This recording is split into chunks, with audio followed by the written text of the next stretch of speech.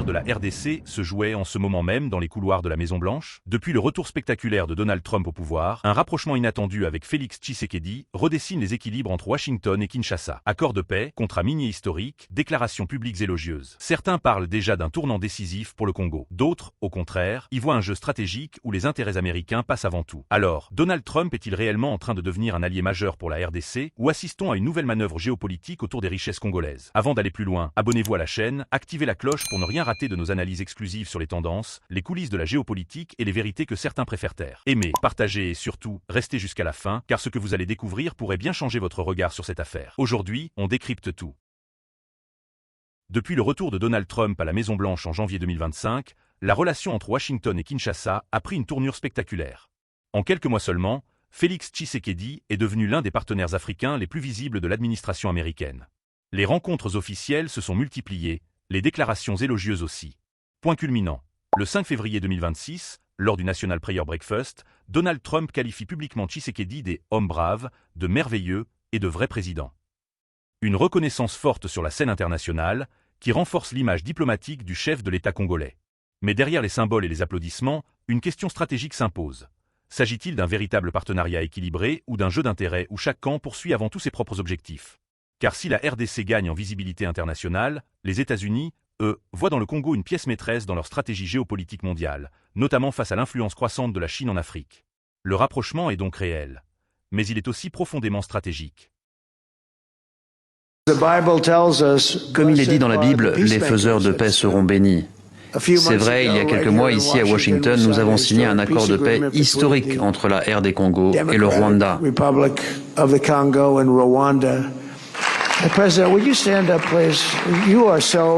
Président, est-ce que vous pouvez vous lever? Vous êtes tellement... Président, merci.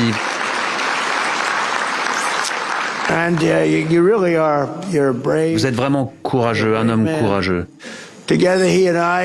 Ensemble, nous avons signé le plus grand accord historique sur les minerais entre l'Afrique et les États-Unis. Le Congo a une terre magnifique, c'est une terre incroyable. Le 4 décembre 2025, sous l'égide de Donald Trump, Félix Tshisekedi et Paul Kagame signent les accords de Washington, censés ouvrir une nouvelle ère pour la paix dans l'Est de la RDC. Présenté comme une avancée diplomatique majeure, cet accord vise officiellement à désamorcer les tensions régionales et à réduire les violences persistantes. Pour Washington, c'est la démonstration d'un leadership international retrouvé. Pour Kinshasa, c'est l'espoir d'un soutien plus ferme face aux groupes armés. Cependant, sur le terrain, la réalité reste complexe. Les combats dans certaines zones de l'Est se poursuivent, notamment face aux ADF, NALU affiliés à l'État islamique. Beaucoup s'interrogent. Si les États-Unis peuvent mener des frappes ciblées contre des groupes djihadistes ailleurs en Afrique, comme au Nigeria, pourquoi une stratégie similaire n'est-elle pas mise en œuvre avec la même détermination en RDC? L'accord de paix est-il un véritable tournant sécuritaire ou simplement un succès diplomatique à mettre au crédit de la Maison-Blanche? L'accord de paix signé à Washington le 27 juin 2025 entre la RDC et le Rwanda représente une percée historique. Mais lorsque l'on regarde de plus près, il s'agit en vérité d'une capitulation diplomatique. Aucune mention des victimes de guerre, aucune réparation ni justice de prévue pour les 10 millions de morts et les 6 millions de déplacés, aucune reconnaissance par le Rwanda de ce rôle d'agresseur alors même que la communauté internationale documente ces incursions. Le mot agression est soigneusement évité et Kigali parle à la place de mesures défensives. Cet accord ne rétablit aucune vérité. À la place, il l'a réécrit pour la rendre acceptable à l'international. Ce n'est pas un accord de paix, c'est un pari cynique qui vise à légitimer des groupes rebelles, notamment comme le M23, comme des interlocuteurs légitimes, à stabiliser une situation d'occupation et à, sûrement plus tard, ouvrir la porte aux investissements étrangers. Et comme par hasard, dans la foulée, la mission d'enquête de l'ONU sur les violations des droits humains dans le Kivu est brusquement suspendue. Le haut-commissaire aux droits de l'homme évoque un manque de financement. Mais en réalité, on comprend tous que cet accord a asséché toute volonté politique de poursuivre les enquêtes. Et dans le même temps, le Rwanda retourne la table. Il se pose en victime. Le chef de la diplomatie rwandaise affirme qu'en réalité, cet accord est fondé sur l'engagement de la RDC à cesser tout soutien militaire au FDLR, d'anciens rebelles génocidaires Hutus cachés dans l'est de la RDC. Le discours devient alors « ce sont les FDLR qui sont à l'origine de 30 ans de guerre, ce sont alors les FDLR qui menacent notre sécurité ». On oublie donc que le M23 est une émanation du Rwanda et que l'armée rwandaise est directement impliquée sur le terrain. Le CONOPS, un plan de neutralisation signé en 2024 qui visait justement à neutraliser le M23, devient alors caduc et le président de la République, Félix-Antoine Tshisekedi Tshilombo, déclare lui-même que le M23 est un mouvement congolais, une affaire interne. Une déclaration gravissime puisqu'elle dissocie complètement le M23 du Rwanda et transforme une guerre d'agression en une guerre civile, une affaire interne congolo-congolaise. Et les États-Unis, dans tout ça, ils arrivent avec leurs habits de médiateurs, mais en réalité, ce sont des investisseurs qui ne cherchent qu'à sécuriser leurs intérêts. L'accord prévoit des investissements miniers américains en RDC, notamment dans des zones sous occupation rebelle, comme le coltan à Rubaya, sous occupation du M23 depuis avril 2024, ou encore le pyrochlore à Alweché dans le Nord Kivu, qui a jamais pourtant été exploité, mais promis aux Américains.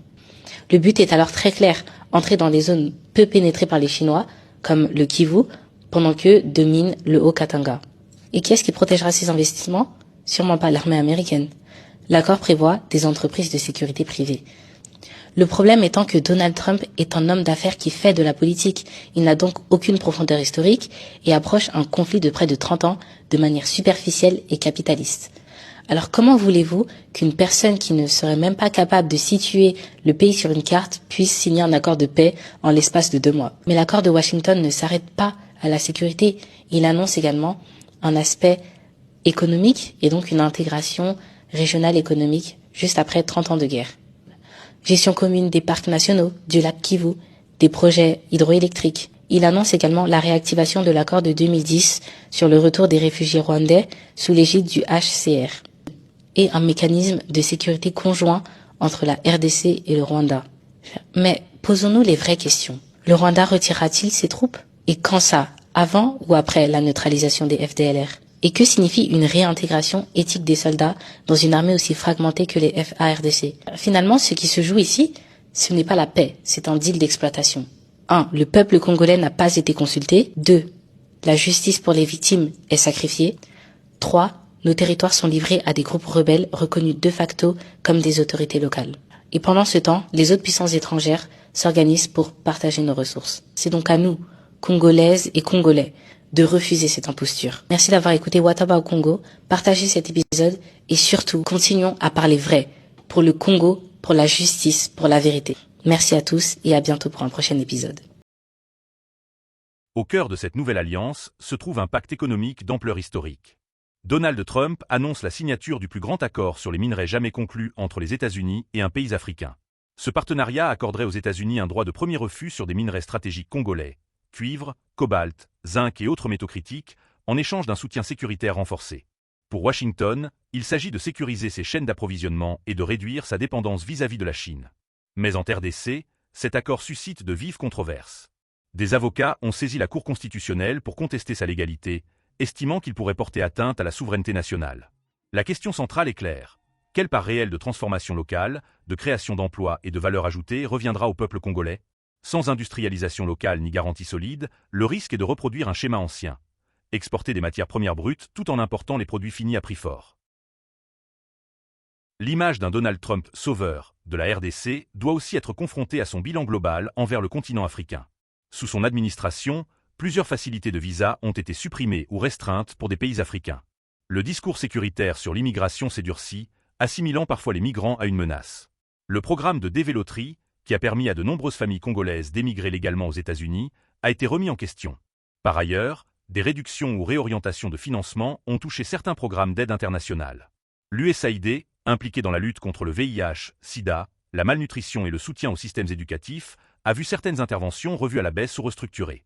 Des financements destinés à des agences comme l'UNICEF ont également été suspendus ou redéployés dans certains contextes. Dès lors, une interrogation demeure. Le nouveau partenariat avec la RDC marque-t-il un changement profond d'approche ou s'inscrit-il simplement dans une logique d'intérêts stratégiques américains? Au-delà des discours, des accolades diplomatiques et des annonces spectaculaires, la seule mesure qui compte reste celle des résultats concrets pour les Congolais. La paix dans l'Est sera-t-elle réellement consolidée? Les groupes armés seront-ils neutralisés? Les minerais congolais permettront-ils enfin la construction d'infrastructures modernes, d'industries locales, d'écoles, d'hôpitaux et la création massive d'emplois? Ou bien assistera-t-on à une nouvelle redistribution d'influence entre grandes puissances sur le dos d'un pays aux ressources immenses, mais à la population toujours en attente de dividendes tangibles? L'histoire du Congo est marquée par de nombreuses promesses internationales non tenues. C'est pourquoi la question n'est pas de savoir si Donald Trump est un allié stratégique ou un partenaire puissant. La véritable question est celle-ci. Ce partenariat transformera-t-il réellement la vie quotidienne des Congolais? Car sans sécurité durable, sans souveraineté économique affirmée et sans bénéfice direct pour la population, le récit du « sauveur extérieur » risque de n'être qu'une illusion de plus. Alors, Donald Trump va-t-il réellement sauver la RDC? Ou joue-t-il simplement une partie géopolitique où chaque camp défend avant tout ses intérêts? Si vous avez suivi toute la vidéo, donnez votre avis en commentaire.